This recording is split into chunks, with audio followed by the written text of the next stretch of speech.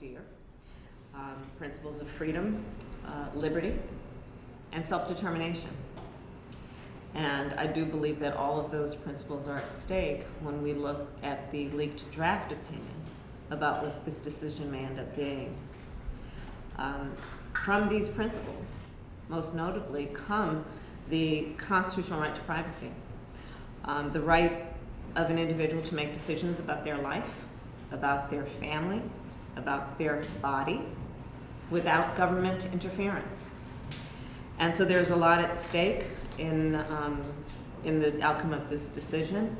And for that reason, I've asked these experts to be here to talk with me about how we might best prepare the American people for the consequences of what this decision will be in terms of their life and the choices that they are able to make and have a right to make, so that at the very least folks can be prepared.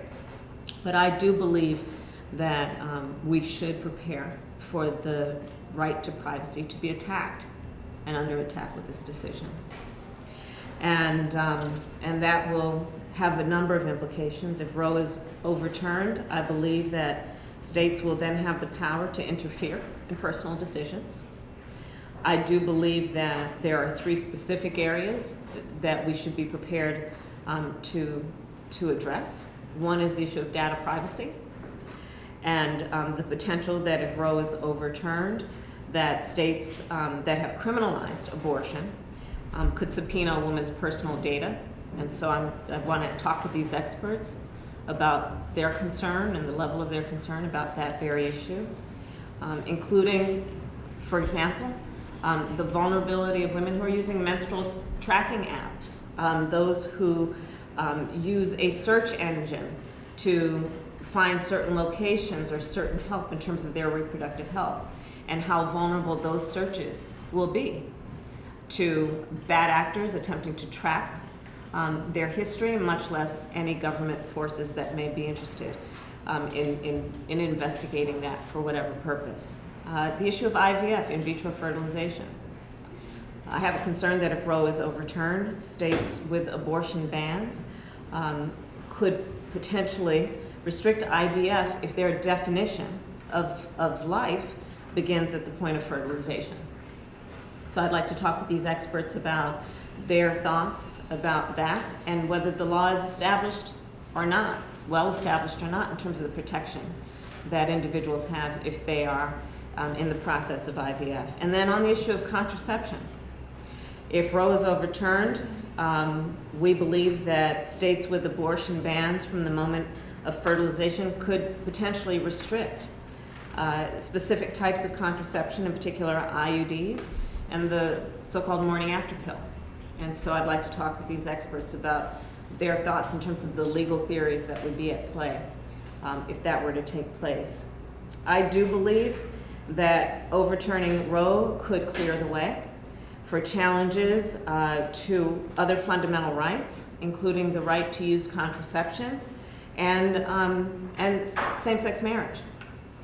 And so I'm going to talk with these folks about that, and I think it's a very important point to make that many of the states that have passed trigger ban laws are also the states that are passing laws to restrict trans rights, gay rights, and the freedom to vote.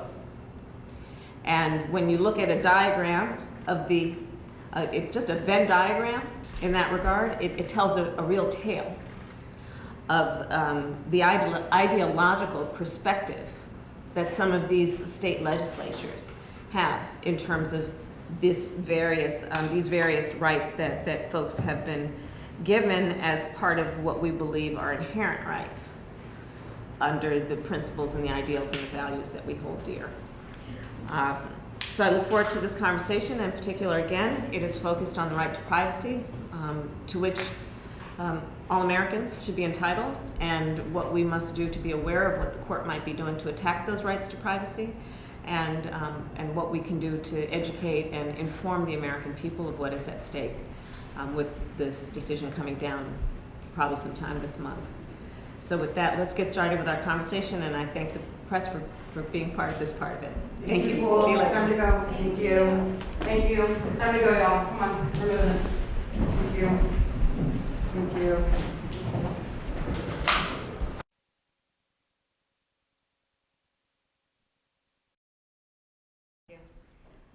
Well, good afternoon, everyone. Thank you for being here to be a part of this conversation, and I look forward to consulting with you about the implications of what we believe might be the Supreme Court's decision on Roe.